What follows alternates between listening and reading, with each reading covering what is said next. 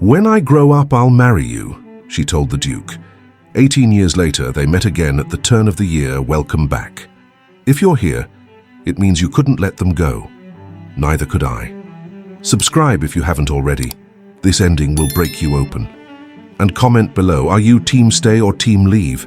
Let's finish this story together. 3 days after the tea house, January 10th, 1857.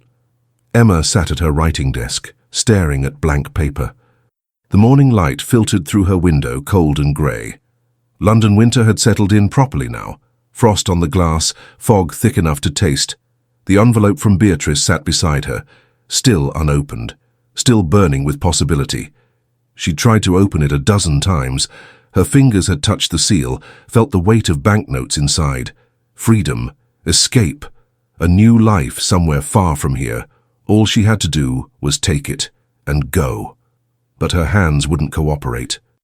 Instead, she found herself writing, not to Beatrice, not to Margaret, to Charles. "My dearest Charles, by the time you read this, I will be gone. And before you blame yourself, before you carry this as another weight on shoulders already too burdened, please know that this choice is mine alone. Beatrice came to me 3 days ago.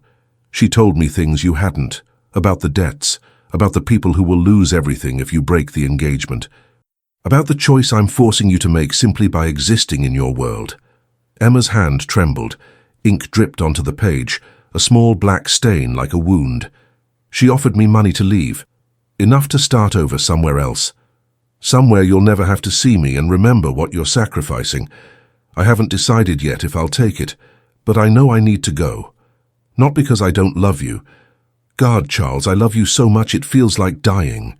I love you the way I loved you at 7, completely, impossibly, without reservation. I love you more now, knowing what that love costs, but that's exactly why I have to leave. You told me once that you'd rather have 6 weeks of something real than a lifetime of wondering what if. And you were right. These weeks have been the most real, most alive, most honest days of my entire life. But I can't be the reason you fail. Can't be the reason hundreds of people lose their homes. Can't be the woman who made you choose between love and honor, because I know which one you'll choose. You'll choose honor. You always do. And it will destroy you. So I'm making the choice for you. I'm leaving. I'm releasing you from whatever promise you think you made me. I'm setting you free.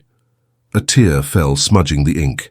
Emma wiped it away roughly, but more came. When you marry her, and you will marry her, Charles, because you're good and noble and too bound by duty to do otherwise, I want you to know something. That kiss on the bridge, that moment when the world was just us, that was real. That was truth. And nothing, not duty, not distance, not time, can make it less than what it was. You asked me once if I'd remember, and I told you I would. I'll remember everything. Your hand on my face, your voice saying my name like a prayer. The way you looked at me like I mattered. I'll carry it with me always. Be happy, Charles. Or if you can't be happy, at least be at peace. You deserve that much. I love you.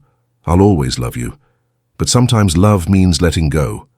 Yours, even when I can't be, Emma.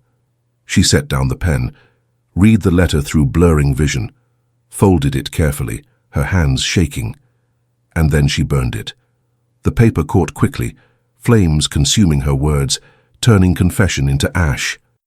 Emma watched it blacken and curl, watched her goodbye disappear into smoke, because she couldn't send it, couldn't make that choice for him, no matter what she'd written, couldn't rob him of his own agency the way the world had robbed him of everything else. A knock at the door interrupted her thoughts. "Miss Emma?" Sarah, the maid, peeked in. "You have a caller. He says it's urgent." Emma's heart lurched. "Who?" "Lord Thornhill, miss." "Not Charles, his friend." Emma's stomach knotted. "Show him to the drawing room. I'll be down in a moment." She composed herself quickly, washing her face, pinning up her hair, trying to erase the evidence of tears. When she descended, she found Benjamin Thornhill standing by the window, his expression grave. "Lord Thornhill," Emma said quietly. "This is unexpected." He turned. His kind eyes studied her carefully. "Miss Ashford, thank you for seeing me. Is is he all right?" "Physically, yes." "In every other way?" Thornhill's expression darkened. No, he's not all right at all. Emma's hands twisted in her skirt. What happened? He came to me last night, barely coherent. Said he couldn't do it anymore.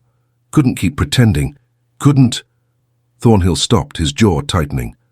He asked me to help him find a way out. Out? Of the engagement, of the debts, of the trap his father left him in.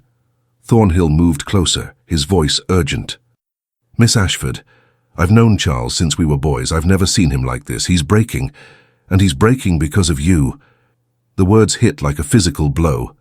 Emma stumbled back slightly, catching herself on a chair. I didn't mean... I never wanted... I know. Neither of you wanted this. But here we are. Thornhill's expression softened. He loves you. Desperately. Completely. In a way I didn't think he was capable of loving after what his father did to him. That doesn't change reality, Emma whispered. Love doesn't pay debts, doesn't feed tenants, doesn't... What if it could? Emma looked up sharply. What? What if there was another way? A solution that didn't require him to marry Beatrice? Hope. Dangerous, terrible hope, sparked in Emma's chest. That's not possible. The debts are too large. The dowry is the only... Is it? Thornhill pulled a document from his coat. I spent the last 3 days investigating the Winterbourne finances. And I found something interesting. He spread the paper on the table. Emma leaned forward, scanning the columns of numbers and names. What am I looking at? The debts, or more accurately, where the debts came from. Thornhill's finger traced a line of entries. Charles's father was a gambling man, but he wasn't just losing at cards. He was being cheated, systematically, by the same group of men for over a decade. Emma's eyes widened. That's fraud, yes. Which means the debts aren't legally enforceable, or at least not all of them. Thornhill looked at her intently. If we can prove the fraud, we can challenge the debts, reduce them significantly, maybe even eliminate some entirely. And then Charles wouldn't need the Harrington dowry. He could break the engagement without destroying everyone who depends on him. Emma's heart hammered. Does he know about this? Not yet. I only confirmed it last night. I'm telling you first because... Thornhill hesitated. Because I need to know if you're willing to fight for him. What? If I give Charles hope, if I show him a way out, he'll take it. He'll break the engagement. He'll fight for you. But Miss Ashford... His voice turned serious. Society will crucify him for it. Beatrice and her family won't go quietly. There will be scandal, gossip, years of rebuilding his reputation. I know. And he'll do it anyway. For you. Because he loves you more than he fears their judgment. Thornhill stepped closer. But I need to know if you love him enough to stand beside him through that. Through the whispers and the closed doors and the long, slow climb back to respectability. Because if you're going to leave anyway, if you're planning to take Beatrice's money and disappear, then I won't tell him. I'll let him marry her and at least have the cold comfort of duty fulfilled. Emma stared at him, at the document on the table, at the possibility laid out before her like a gift and a test. She told you, Emma said quietly, about the money. She told Charles, yesterday, bragged about it actually, said she'd solved his little problem for him. Thornhill's expression turned disgusted. He nearly destroyed his study when he heard. I've never seen him that angry. Emma's breath caught. He knows I met with her. He knows she offered you money to leave. He doesn't know if you took it. I didn't. Then why is he convinced you're gone? The question hung in the air, accusatory and desperate. Because I was considering it, Emma admitted, her voice breaking. Because she was right about one thing. I'm making everything harder for him. Every day I stay, every moment we steal, it just makes the inevitable goodbye more painful. Or, Thornhill said gently, it makes the fight worth fighting. Emma closed her eyes, felt tears slip down her cheeks. I don't know if I'm strong enough for this. Neither does he, but maybe, just maybe, you're strong enough together. Thornhill picked up the document, folding it carefully. I'm going to Charles tonight. I'm going to show him this. Give him hope. And then he's going to come to you. Tomorrow, probably. Maybe tonight if he can't wait. What do I tell him? The truth, whatever that is for you. Thornhill moved toward the door, then paused. But Miss Ashford, Emma, before you decide, ask yourself one question. What question? What would 7-year-old Emma want you to do? He left before she could answer. Emma stood alone in the drawing room, her reflection ghostly in the window glass. Outside, London moved on, carriages and pedestrians and the endless machinery of society. She thought of that little girl in the garden, the one who'd taken a sad boy's hand and promised to marry him, the one who'd believed in impossible things. What would she want? Emma already knew the answer. She'd want Emma to fight. Night fell. Emma couldn't eat, couldn't sleep, couldn't do anything but pace her room and wait. Thornhill said Charles would come, tomorrow, or maybe tonight. She needed to be ready, needed to know what she'd say when he appeared at her door, hope and desperation written across his face. Stay or go, fight or flee, love or duty. The same choice she'd been circling for weeks, except now there was a third option. A narrow, dangerous path between the two extremes. Stay and fight, together. Emma moved to her drawer, pulled out Beatrice's envelope, the seal still unbroken. For a moment she held it, felt the weight of the easy choice. Then she walked to the fireplace and threw it in. The envelope caught immediately, flames devouring Beatrice's bribe, turning her certainty to ash. Emma watched it burn, feeling something shift in her chest. Not quite courage, not quite peace, but something like determination.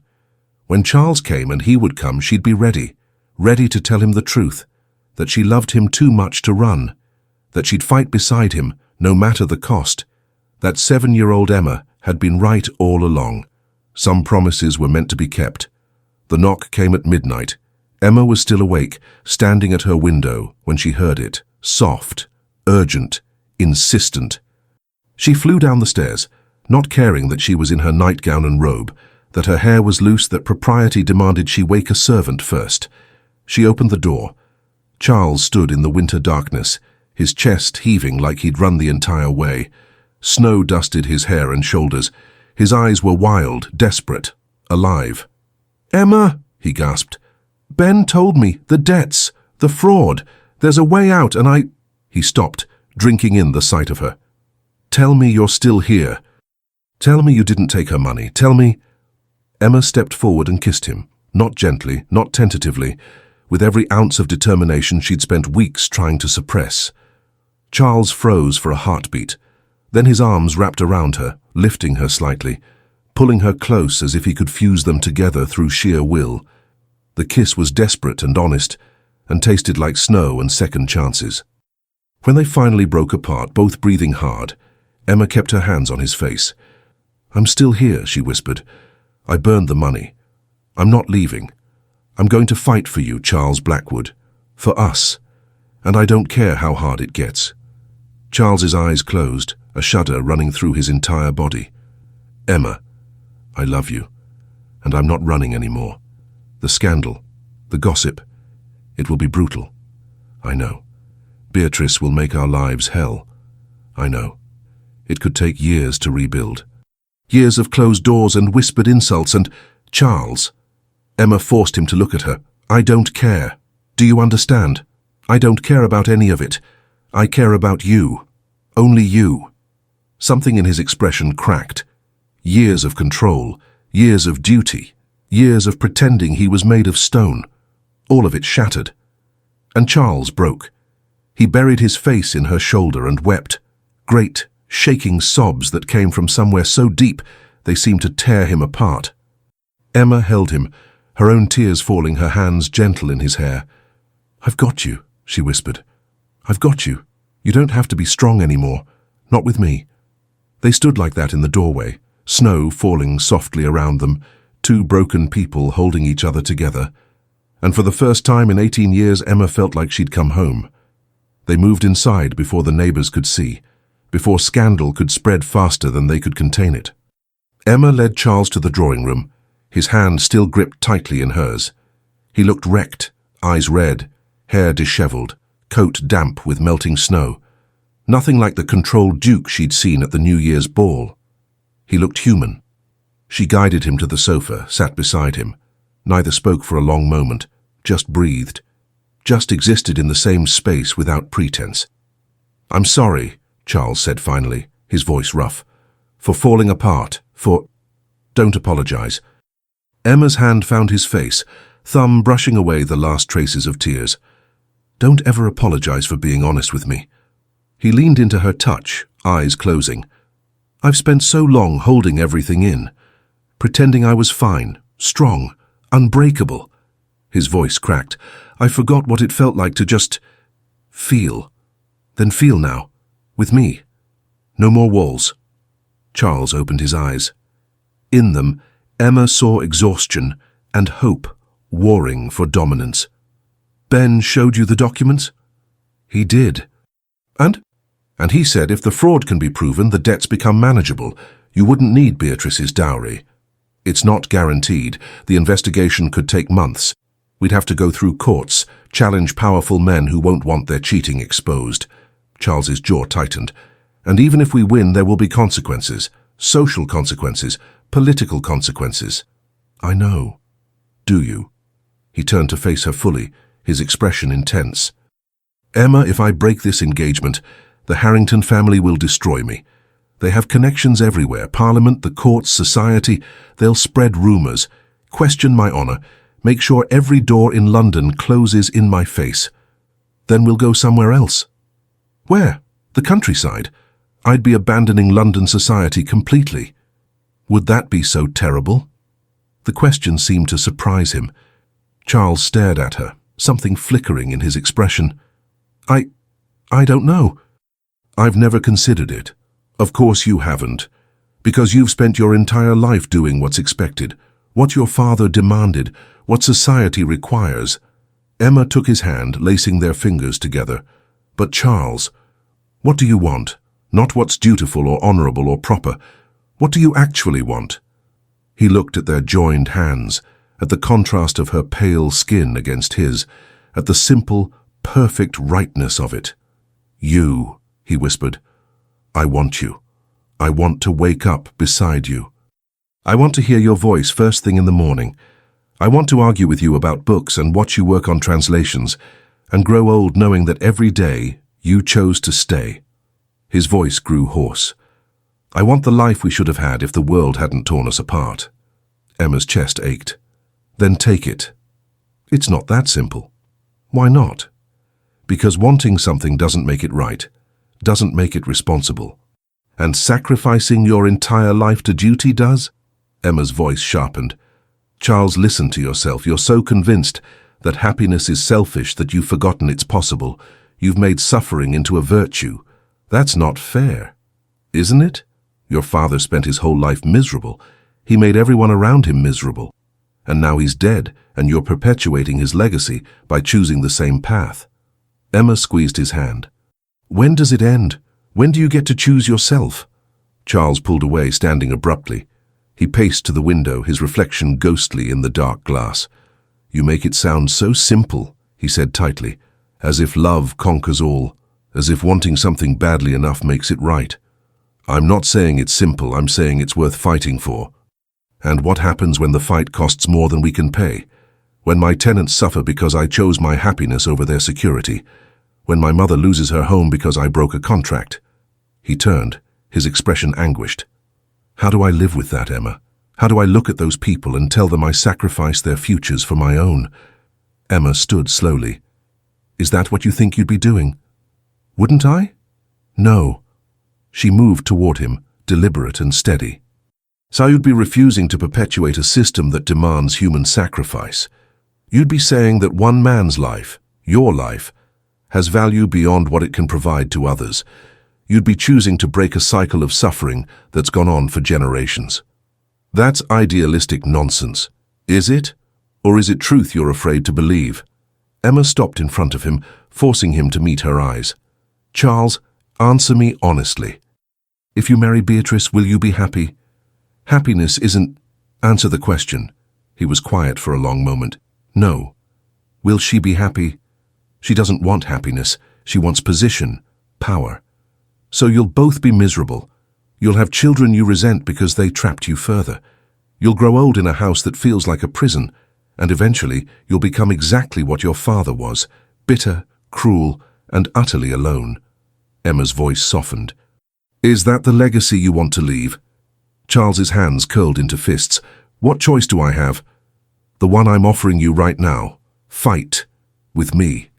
For us. And if we lose? Then we lose together. But at least we tried. Charles stared at her, something breaking behind his eyes. You're asking me to gamble everything on a possibility. No, I'm asking you to gamble everything on us.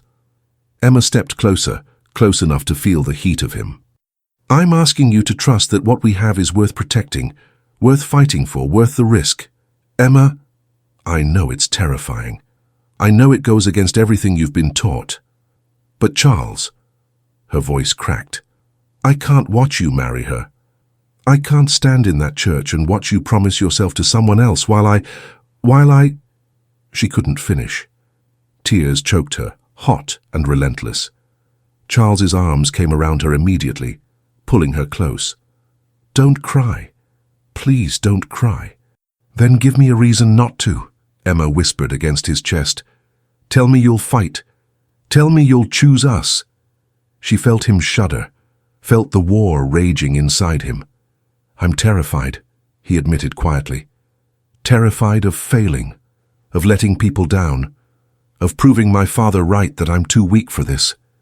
You're not weak. You're human. There's a difference. Is there? Yes. Emma pulled back just enough to look at him. Weak men run from hard choices. Strong men make them even when they're terrified.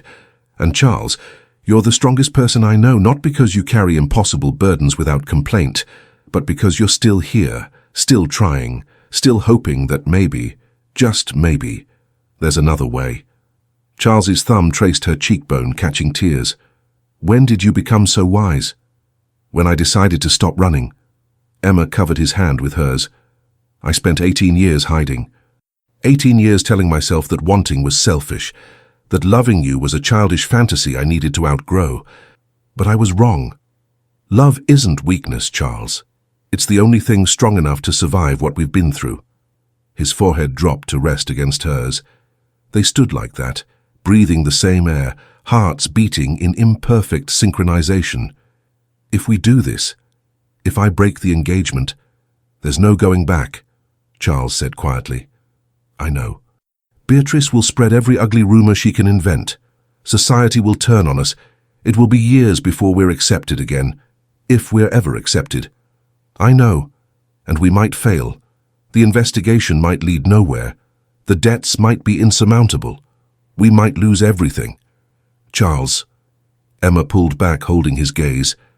I already lost everything once. I survived it. We'll survive this too. Something in his expression shifted. The fear didn't disappear, but determination rose to meet it. Together, he said slowly, testing the word. Together, Emma confirmed. Charles exhaled shakily. Then we fight. We fight. God help us both, or God help anyone who gets in our way. Charles laughed, a real laugh, surprised and genuine. It transformed his face, made him look years younger. When did you become fierce? I've always been fierce. You just forgot while I was gone. I'll never forget again. His hands framed her face, thumbs brushing her cheeks with devastating gentleness. Emma Ashford, I love you. I've loved you since I was 12 years old, and if the world has a problem with that, then the world can go to hell. Emma's breath caught. This was Charles unleashed, Charles without walls, Charles choosing himself, choosing them for the first time in his life. I love you too, she whispered. So much it terrifies me. Good. We'll be terrified together. He kissed her then. Slow and deep and full of promise. Emma melted into him, her hands sliding into his hair, holding him close. This kiss was different from the one on the bridge. That had been desperation and goodbye. This was hope and hello. When they finally broke apart, both breathing hard, Charles rested his forehead against hers. I need to see Ben first thing tomorrow, he said quietly. Start the investigation officially. Hire solicitors. Build a case. I'll come with you. Emma, you don't have to. Yes, I do. We're doing this together, remember? Emma smiled. Besides, I read Latin and Greek. If there are old contracts or documents to translate, I can help. Charles stared at her. You're remarkable. Do you know that? I'm practical. There's a difference. No, you're remarkable. He kissed her forehead gently. And I'm the luckiest man alive. Not yet, but you will be. Emma stepped back reluctantly. You should go. Before someone sees your carriage outside and starts rumors we can't control yet. I didn't bring a carriage, I walked. You walked? In the snow? From Mayfair? I couldn't wait for a carriage to be readied. I needed to see you, to know you were still here. Emma's heart squeezed. Well, you can't walk back, not at this hour. I'll wake the stable boy. He can take you in my cousin's carriage. Emma, don't argue. You're exhausted. You need rest if we're going to war tomorrow. Charles smiled tiredly. When did you start giving me orders? The moment you decided to listen to them. He laughed again, and Emma realized how much she loved that sound, how rare it had been, how precious. They walked to the door together, neither wanting to let go. Tomorrow, Charles said. We start tomorrow. Tomorrow, Emma agreed. He kissed her one more time, quick and fierce and full of promise. Then he was gone, disappearing into the snowy night. Emma stood in the doorway long after the carriage left, her fingers pressed to her lips. They were going to fight, together, and whatever came next, scandal, ruin, or redemption, they'd face it side by side. The 7-year-old girl who'd promised to marry a duke would finally get her wish, just not in any way the world expected. January 11th, 1857. Morning. Charles arrived at the Harrington townhouse at precisely 9 o'clock. Early enough to be insulting, late enough to be deliberate. He'd barely slept, had spent the night pacing his study, rehearsing what he'd say, how he'd say it, preparing for the explosion he knew was coming. But with dawn had come clarity. He was done pretending. The butler showed him to the morning room where Beatrice sat having breakfast, looking perfectly composed in pale pink silk. She smiled when she saw him, a smile that didn't reach her eyes. Charles, this is unexpected. We're not scheduled to meet until Thursday. We need to talk. He remained standing, his posture rigid. Privately, Beatrice's smile tightened. She waved a hand, dismissing the servants. The door clicked shut, leaving them alone. Well, she said, her tone light but wary. You look positively grim. Has something happened? You went to Emma. Beatrice's expression didn't change.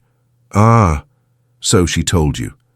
No, you did, yesterday, to Ben. You told him you'd solved my little problem. Charles's hands curled into fists. You offered her money to leave. I offered her an opportunity. Beatrice set down her teacup with deliberate care. A chance to start fresh somewhere she wouldn't be reminded daily of what she can't have. I thought it was generous. You thought it was manipulation. I thought it was practical. Beatrice stood, moving around the table toward him.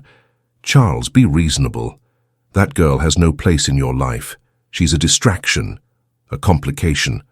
I was trying to spare you both unnecessary pain. By bribing her to disappear. By offering her a dignified exit. Beatrice's eyes hardened. What did you expect me to do? Stand by while you pined after some childhood fantasy, while you made us both look ridiculous? I never asked you to interfere. You didn't have to. I could see it in your face every time you looked at her, every time you thought I wasn't watching. Beatrice stepped closer, her voice dropping. You're in love with her. Don't insult my intelligence by denying it. Charles met her gaze steadily. I'm not going to deny it.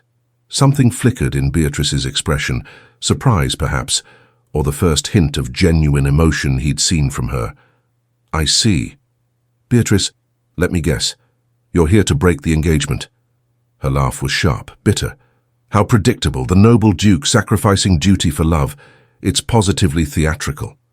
It's not theatrical, it's honest. Honest. Beatrice's voice turned cold. You want honest, Charles. Here's honesty. You're a fool. That girl can't give you what you need. She has no fortune, no connections, no ability to save your crumbling estate. She's pretty, and she makes you feel things, But feelings don't pay debts. The debts are being investigated. Beatrice froze. What? My father's gambling debts. There's evidence of fraud, systematic cheating over years. If proven, many of those debts become void. That's impossible. My father reviewed those ledgers personally. Then perhaps your father should have looked closer. Charles's voice remained calm, controlled. Lord Thornhill is handling the investigation. We have solicitors, witnesses, documentation. It will take time, but the case is strong. Beatrice stared at him, her composure finally cracking. You're serious? You're actually going to do this? Yes. For her. For myself. Charles held her gaze. I should have done this years ago. Before we signed contracts. Before I let obligation trap me in a life I never wanted. But I'm doing it now. And what about me? Beatrice's voice rose, anger bleeding through. What about my reputation? My family's honor? You think you can just walk away without consequences? I know there will be consequences. I'm prepared to face them. Are you? Because my father has friends in Parliament, Charles. Friends who can make your life very difficult. We can drag out that investigation for years. Tie up your assets. Make sure every door in London closes in your face. Then do it. Charles stepped forward, his own anger finally showing. Threaten me. Destroy me. Do whatever you think you need to do. But I'm done, Beatrice. I'm done with this engagement. Done with pretending I can be what you need. Done sacrificing myself for a marriage neither of us actually wants. Beatrice's breath came fast, her chest heaving. For a moment, Charles thought she might actually strike him. Then her expression smoothed. The mask slipped back into place. You'll regret this, she said quietly. When the scandal hits, when society tears you apart, when that girl realizes the cost of loving you and leaves anyway, you'll remember this moment and regret it. Maybe, but at least I'll have tried. How noble. Beatrice moved to the door, her hand on the handle. Get out, Charles, and don't expect mercy when this all falls apart. My family doesn't forgive embarrassment. Charles gave a slight bow, not mocking but final. Goodbye, Beatrice. He left without looking back. Emma was waiting at Lord Thornhill's townhouse when Charles arrived. She stood as he entered the study, her eyes searching his face. How did it go? About as well as expected. She threatened legal action, social ruin, the usual. Charles moved to her, taking her hands. But it's done. The engagement is broken. Emma's breath caught. Charles, I should feel something, shouldn't I? Regret. Fear. Something. He shook his head. But all I feel is relief. That's not nothing. No, it's everything. He squeezed her hands gently. Where's Ben? In the library with the solicitors. They've been going through documents since dawn. Emma's expression grew serious. Charles, there's a lot of evidence. More than Thornhill initially thought. Your father was cheated out of thousands of pounds. Can we prove it? We can. But it's going to be ugly. Public. These men have reputations to protect. They won't surrender quietly. Charles nodded slowly. I know. How long? Months at least. Maybe a year. Emma studied him. Are you sure about this? Are you asking if I'm sure about breaking the engagement? Or if I'm sure about you? Both. Charles pulled her closer, one hand cupping her face. I'm sure about you. Everything else is just details.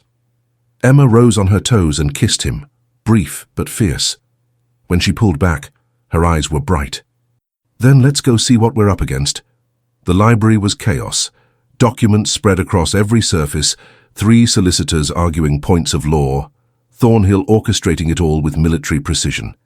He looked up when Charles and Emma entered. Ah, the man of the hour. How did Lady Beatrice take the news? She threatened to destroy me. Naturally.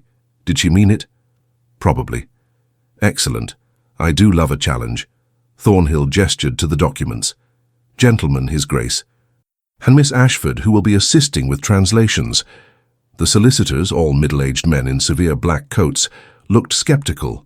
One raised an eyebrow. The lady reads Latin and Greek, Thornhill said mildly. Better than any of us, I'd wager. So unless you object to actual competence, I suggest you make room." The men exchanged glances but said nothing. Emma moved to the table, her chin high. Charles felt a surge of pride.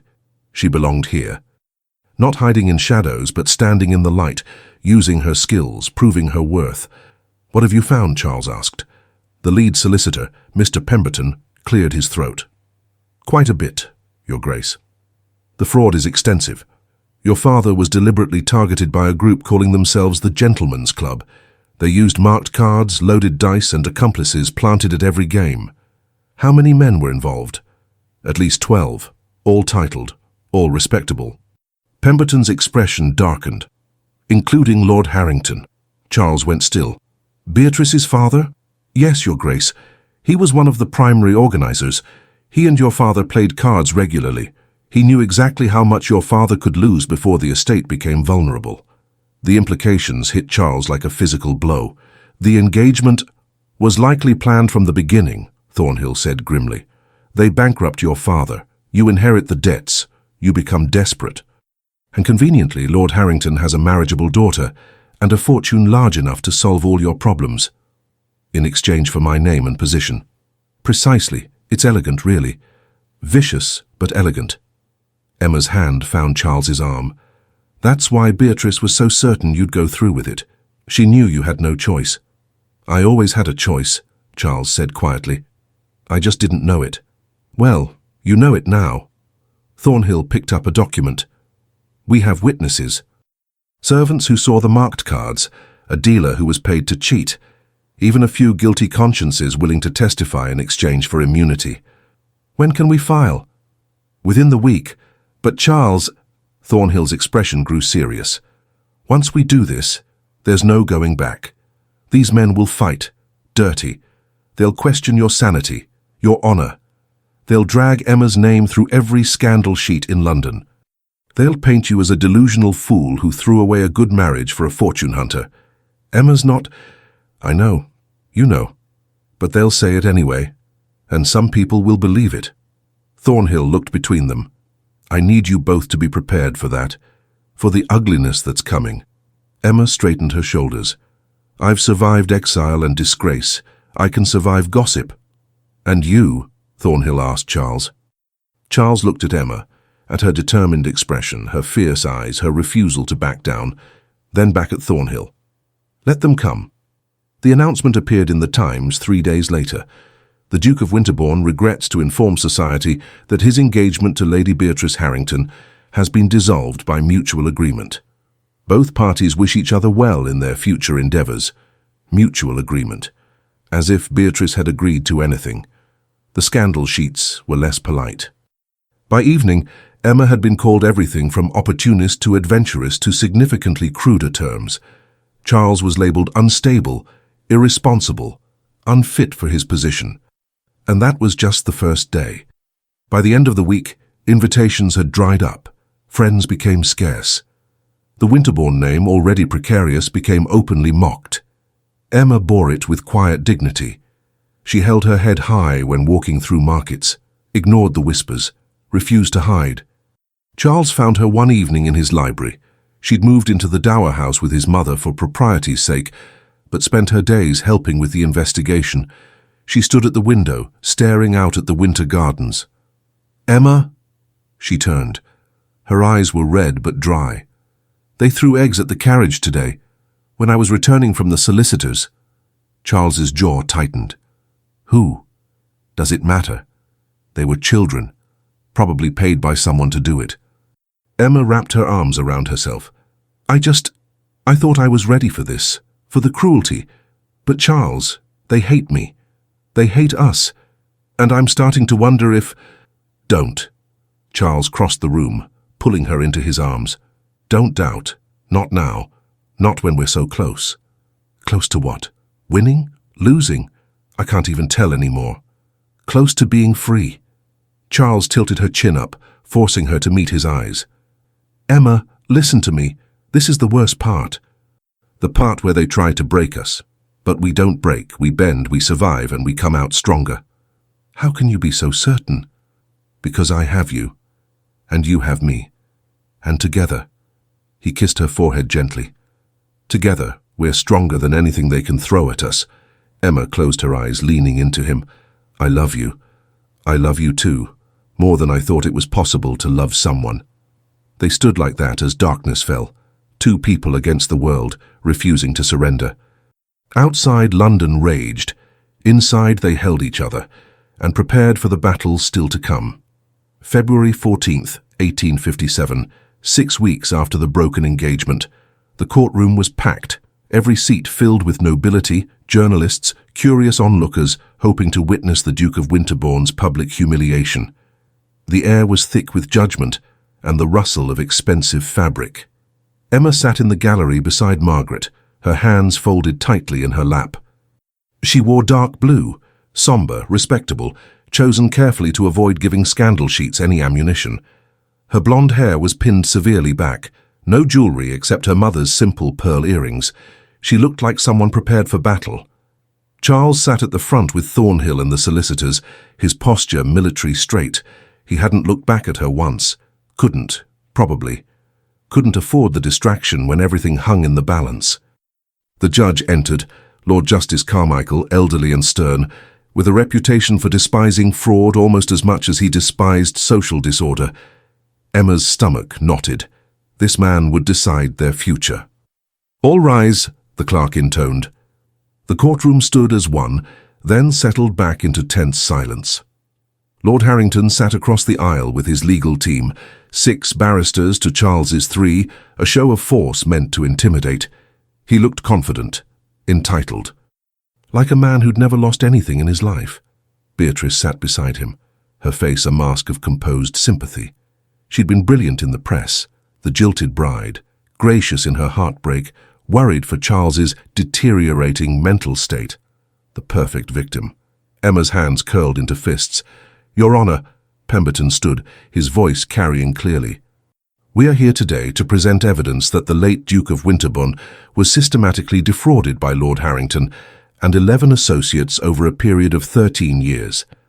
That fraud resulted in debts totalling £47,000, debts that are legally void due to the criminal nature of their origin. A murmur ran through the courtroom. 47,000, a staggering sum. Lord Harrington's barrister, a silver-haired man named Whitmore, rose smoothly.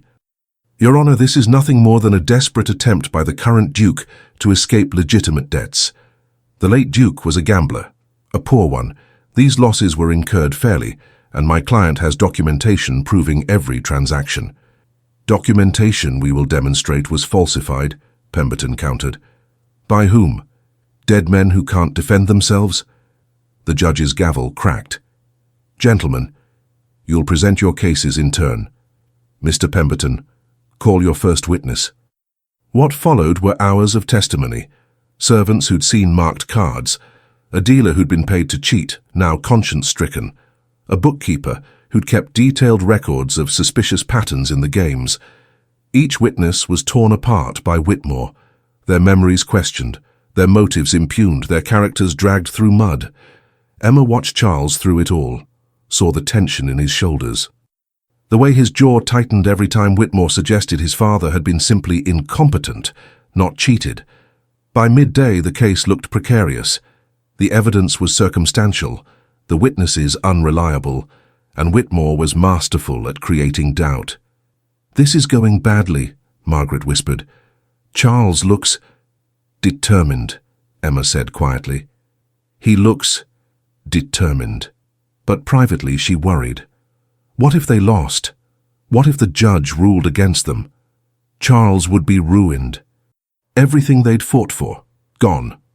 The afternoon session began with Thornhill taking the stand. He testified about the investigation, the patterns he'd uncovered, the way the same men appeared at every game where Charles's father lost heavily. Lord Thornhill, Whitmore said smoothly during cross-examination, isn't it true that you're a close personal friend of the Duke of Winterbourne? Yes. And that you have a vested interest in seeing him escape these debts? I have an interest in seeing justice done. Justice, or loyalty. Whitmore smiled thinly. Tell me, Lord Thornhill, how much did the Duke pay you to conduct this convenient investigation? Nothing. I did it because I believe in the truth. The truth or the version of truth that saves your friend's estate. Whitmore turned to the judge. Your Honor, this entire case rests on the testimony of paid witnesses and biased friends. There is no credible evidence of fraud, only a young duke desperate to escape his father's mistakes. The judge's expression was unreadable. Mr. Pemberton, do you have anything further? Pemberton stood slowly. Emma held her breath. Your Honor, I have one final witness, someone who can speak directly to Lord Harrington's intent and methods. Call them. I call Lady Beatrice Harrington. The courtroom erupted. Beatrice went white. Her father stood immediately, his face purple with rage. Objection, Whitmore shouted. Lady Beatrice is not on the witness list. She was added this morning, Your Honor, properly filed. Pemberton held up papers. The lady has information relevant to this case. The judge studied the documents, then nodded. I'll allow it. Lady Beatrice, please take the stand. Beatrice rose slowly, her composure fractured. She moved to the witness box like someone walking to an execution. Emma leaned forward. This wasn't planned. Or if it was, Charles hadn't told her. Pemberton approached gently. Lady Beatrice, thank you for your courage in testifying today. She said nothing, her hands gripped tight in her lap. Lady Beatrice, you were engaged to the Duke of Winterbourne until recently. Is that correct? Yes. Her voice was barely audible. And during that engagement, did your father discuss the nature of the Duke's financial difficulties with you? A pause. Yes. What did he tell you? Beatrice's eyes flicked to her father, to Charles, back to Pemberton. He said the Duke was drowning in his father's gambling debts, that he needed our family's money to survive. And did he say how those debts were incurred? Another pause. Longer. The courtroom held its breath. Lady Beatrice, the judge said quietly, you're under oath. Beatrice's composure cracked. Tears filled her eyes. Real tears, Emma realized. Not performance, actual emotion. He said they'd been planning it for years, she whispered. That my grandfather and father had identified the old Duke as a target, someone with a title and diminishing resources, someone who could be— Her voice broke. Someone who could be manipulated into gambling away everything. The courtroom exploded. Harrington lunged toward the witness box, his barrister holding him back. Journalists scribbled frantically. The judge's gavel cracked repeatedly. Order, order, Beatrice continued, tears streaming now. They marked the cards. They rigged the games. They made sure he lost everything so that when his son inherited, he'd be desperate enough to marry me, to bind the Winterbourne name to our fortune. And you knew this? Pemberton asked quietly. Not at first. But my father told me before the engagement was announced. He said— She looked at Charles, her expression broken. He said it was a brilliant strategy, that I'd be a duchess and he'd control one of England's oldest titles, and I went along with it because I wanted the position, because I thought— Her voice dropped to a whisper. Because I thought wanting to be a duchess was enough reason to destroy someone's life. Silence. Absolute silence. Why are you telling the truth now? Pemberton asked. Beatrice looked at her hands. Because I've spent 6 weeks watching what real love looks like. Watching Charles and Miss Ashford endure scandal and mockery and genuine suffering. And I realized— She looked up at the judge. I realized I was helping perpetrate something monstrous. And I couldn't anymore. I couldn't stand in front of God and lie about this. She stepped down, her father's murderous glare following her. The judge was silent for a long moment. Lord Harrington, do you wish to testify in your own defense? Harrington's face was apoplectic, but his barrister whispered urgently in his ear. Finally, he shook his head. Very well. The judge looked at the papers before him. This case is adjourned while I consider the evidence. I will render my decision within the week. The gavel fell.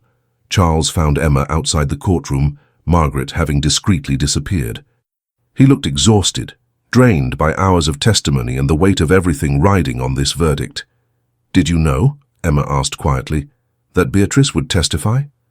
No. Pemberton approached her 3 days ago. I had no idea if she'd agree. Charles ran a hand through his hair. Emma, if the judge doesn't believe her, if he thinks it's a coordinated lie, he'll believe her. Everyone in that room saw her face. That wasn't acting. She destroyed her own father, her family's reputation. Everything. She told the truth. Finally. Emma took his hand. Charles, whatever happens now, we did everything we could. The rest is up to the judge. And if we lose, then we leave London. Start over somewhere else. I can translate manuscripts anywhere. You can manage the estate from the countryside. We'll survive. Charles pulled her close, his forehead resting against hers. I don't deserve you. Probably not. But you're stuck with me anyway. He laughed, a tired, genuine sound. I love you, Emma Ashford. I love you too, Charles Blackwood, no matter what happens. They stood like that in the courthouse corridor, holding each other while London's elite streamed past, whispering and judging and speculating. Let them talk. For the first time in weeks, Emma felt something like peace. They'd told the truth, all of it. Now they just had to wait. 5 days later, February 19th, 1857. The letter arrived by special courier at dawn. Emma was having tea with Charles's mother in the dower house when it came. Lady Winterbourne, a kind, gentle woman who'd been nothing but welcoming, opened it with shaking hands. It's from the court. She read quickly, her eyes widening. Oh my. What does it say? Emma could barely breathe. Lady Winterbourne looked up, tears streaming. We won.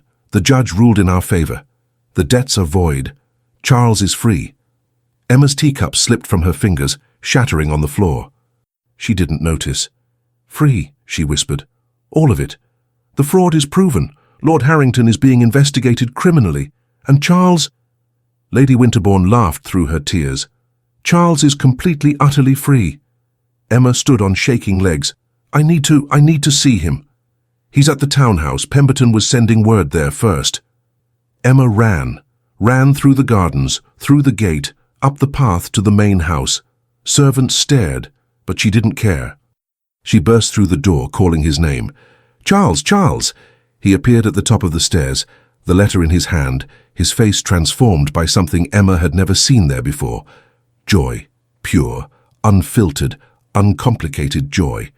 Emma! She flew up the stairs. He caught her halfway, lifting her, spinning her, both of them laughing and crying at once. We won, he gasped. We actually won. I know. Emma cupped his face, kissing him through tears. You're free. We're free. Marry me. The words tumbled out, unplanned and perfect. Emma froze. What? Charles set her down gently, keeping his hands on her waist. Marry me, Emma. Not someday, not eventually. Now, as soon as the banns can be read, marry me and let me spend the rest of my life proving that choosing you was the best decision I ever made. Emma's vision blurred with tears. Charles, I know we should wait. Let the scandal die down. Be proper. But Emma, his voice cracked. I've waited 18 years for you. I don't want to wait anymore. Neither do I. Emma smiled through tears. Yes, I'll marry you.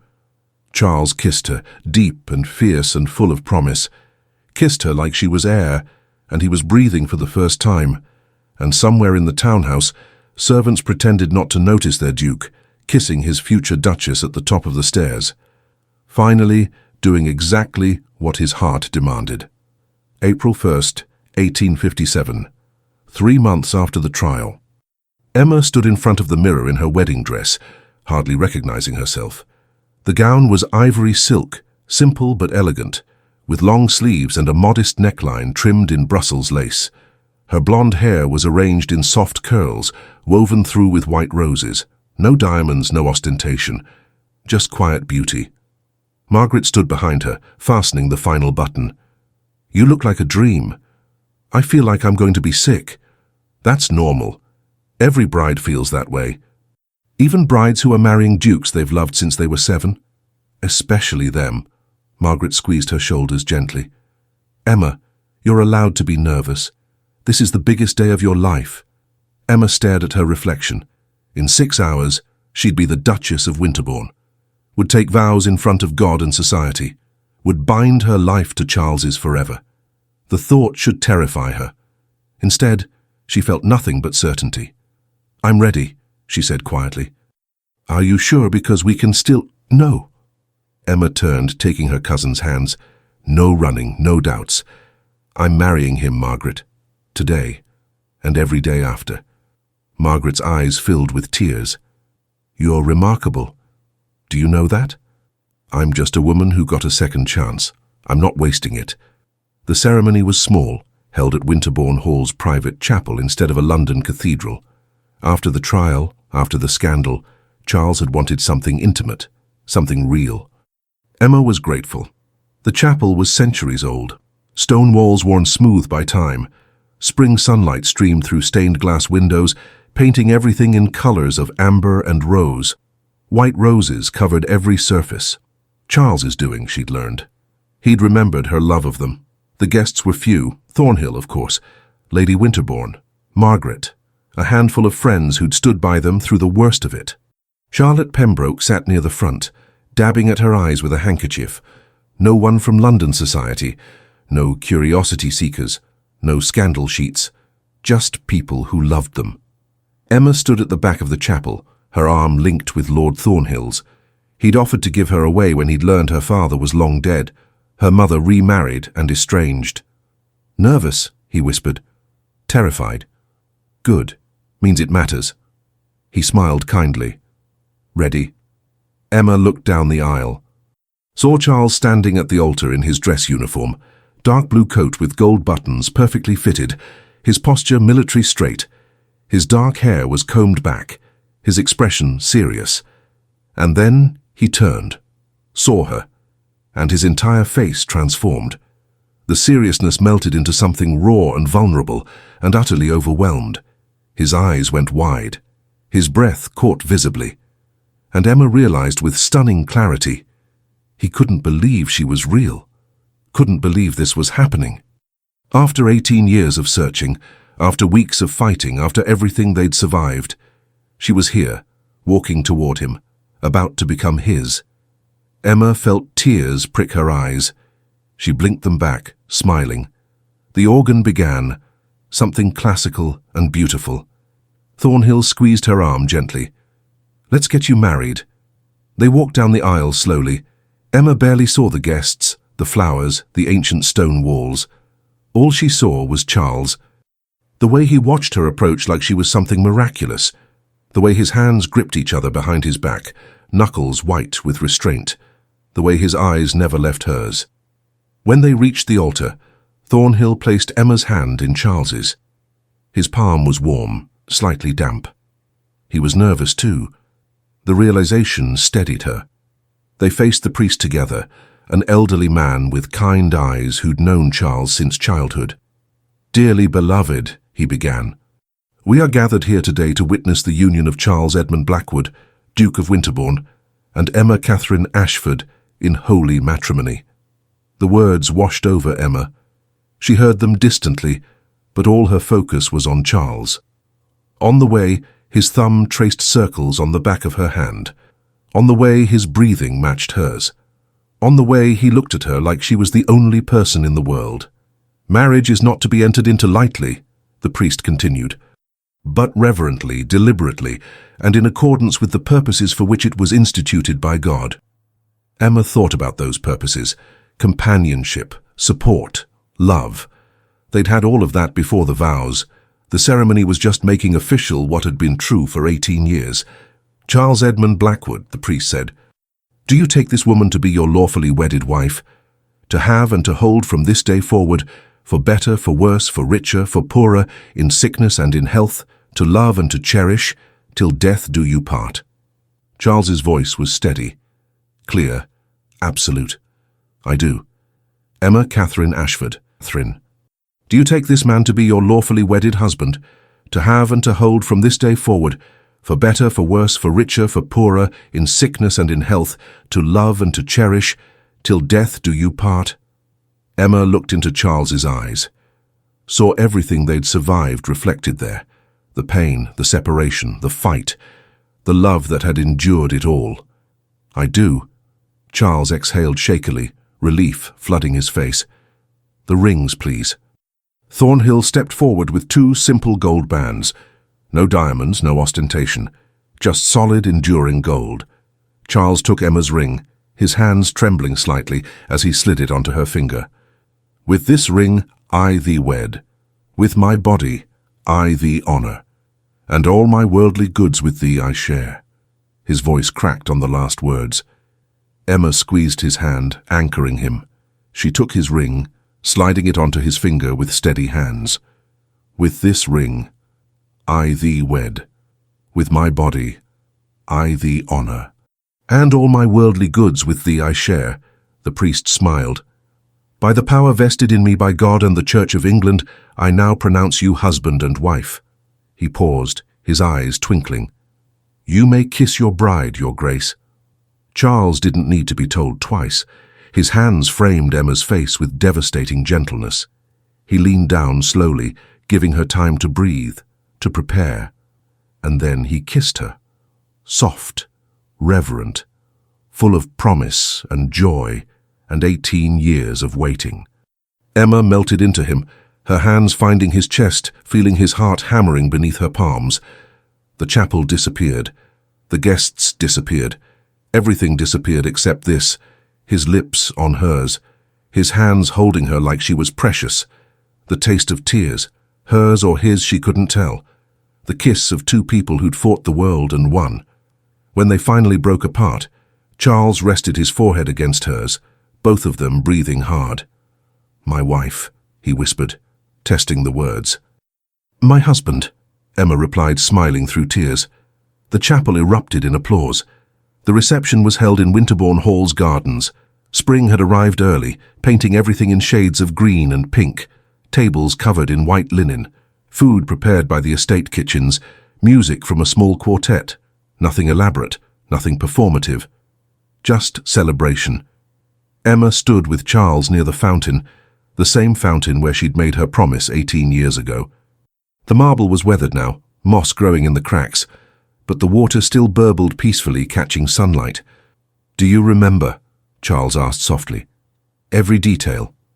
You were 7, wearing a torn dress, dirt on your face. You were 12, hiding from your father, angry at the world.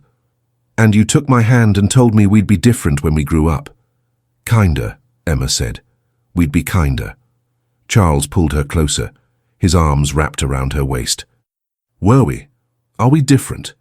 Emma looked up at him, at the man he'd become, still carrying scars from his childhood, but no longer defined by them, still burdened by responsibility, but no longer crushed by it, still capable of love despite everything that had tried to beat it out of him. "Yes," she said, "we're different, we're better. We survived. We did more than survive." Charles's thumb traced her cheekbone. "We fought. We chose each other. We refused to let the world decide our fate. The 7-year-old would be proud. The 12-year-old definitely is." He smiled, that rare, genuine smile that transformed his face. "Emma Blackwood, Duchess of Winterbourne, my wife." "Say it again." "Which part?"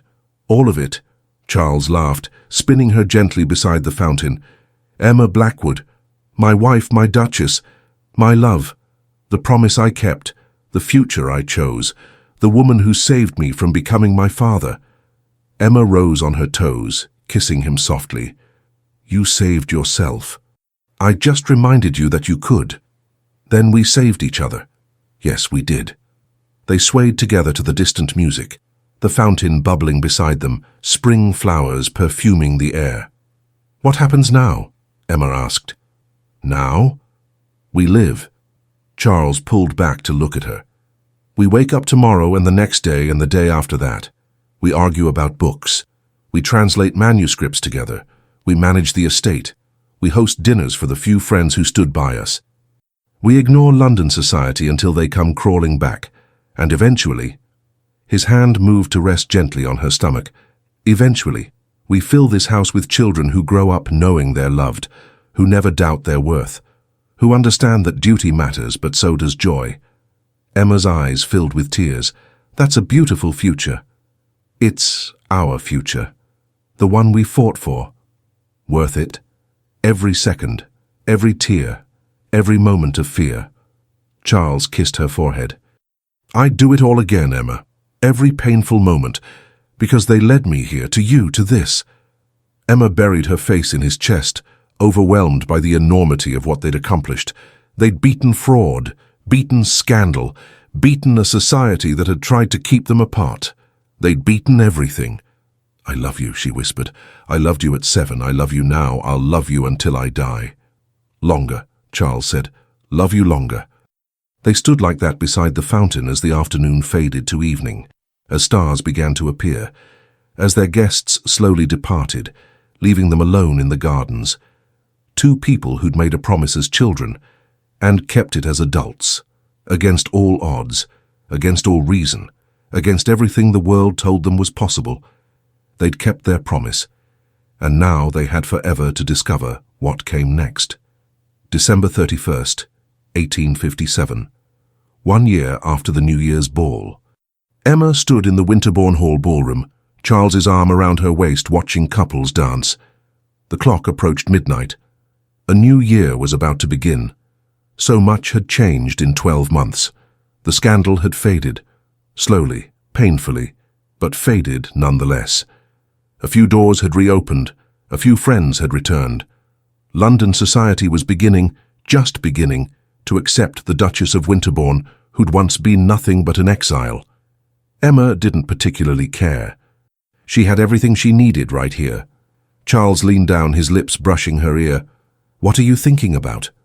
How different this year was from last year. Better? Infinitely. Emma turned in his arms. "Last year I was terrified, alone, convinced I'd lost you forever. And now? Now I'm home." Charles smiled. The real smile, the one reserved only for her. "So am I." The clock began to chime. Midnight. The ballroom erupted in celebration, champagne cheers, the traditional Auld Lang Syne.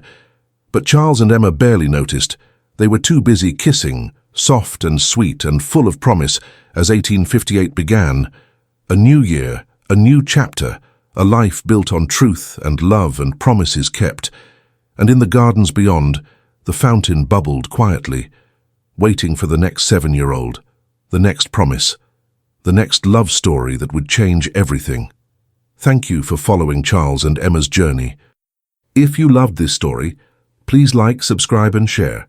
Leave a comment telling me what you thought. Did this ending satisfy you? What was your favorite moment? I read every comment.